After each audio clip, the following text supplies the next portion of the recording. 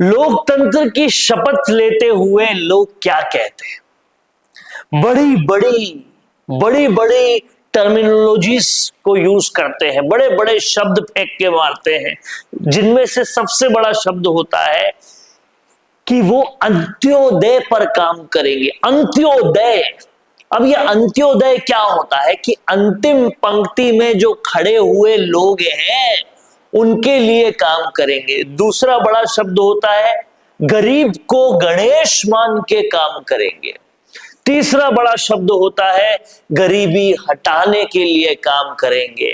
फिर कहते हैं जय जवान और जय किसान करेंगे।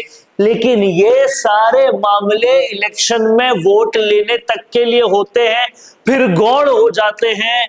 कई उद्योगपति के पीछे चले जाते हैं, कई बड़े बड़े मामले जिसमें बड़ा बड़ा माल मलाई होता है उसके पीछे चले जाते हैं।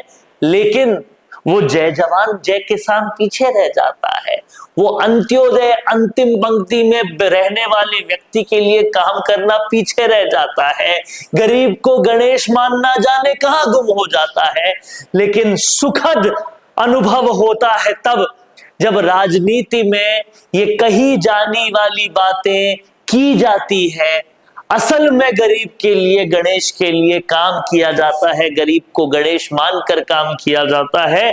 और अब ये सुखद घटना कौन कर रहा है? ये कर रहे हैं नरेश मीणा। क्या कर रहे हैं ये आपको समझाते हैं। अंतिम व्यक्ति जिसके पास विकास नहीं पहुंच पा रहा, जय किसान, उस किसान के लिए वो काम कर रहे हैं। क्या काम कर रहे हैं दरअसल देखते हैं। ये पूरा वीडियो सुनिएगा, आपको समझ में आ जाएगा क्या काम कर रहे हैं।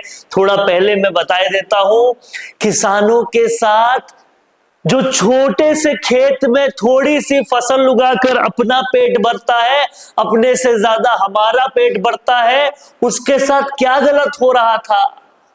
उसको उस छोटी सी फसल उगाने के लिए जो बहुत जरूरी चीज यानी कि खाद मिलनी चाहिए थी, उस पर ही कालाबाजारी हो रही थी। 1350 की खाद कभी 1500, कभी 2000, कभी 2500 में मिल रही थी।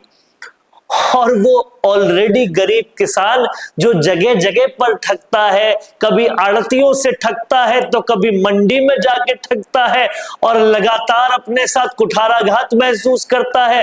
कभी ओलावृष्टि झेलता है, कभी अतिवृष्टि झेलता है, मुआवजा उसको नहीं मिल पाता है, छोटा मोटा कमाता है, उस पर भी खाद के लुटेरे उसको लूट लेते हैं।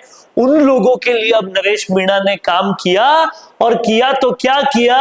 धरना किया, प्रदर्शन किया, एसडीएम से बात की, ऐसे काला बाजारी वाले डीलरों के खिलाफ कार्रवाई की और उससे प्रशासन को बांटनी पड़ गई 1350 रुपए जो रेट है उसमें डीएपी। और उससे किसान कितने खुश है सुनिए। कितना करायो? 1350 पहला कर ले कितना मला जो 21 तो कौन के पैसे मार रहे हो? भाई तो हां मैं तो नरेश मीणा चाहिए और ये पता नहीं उन्होंने यही बदल दिया 12 को एक 25 जिंदाबाद नरेश मीणा जिंदाबाद। हां कितने मिल रहा कट्टा? 1350 में नरेश मीणा की बदौलत से 2 साल में 1350 में कट्टा मिल रहा है। बहुत खुश है, बहुत बहुत धन्यवाद सर आपको। तो ये होती है वो बात जो लोकतंत्र में सच में चाहिए।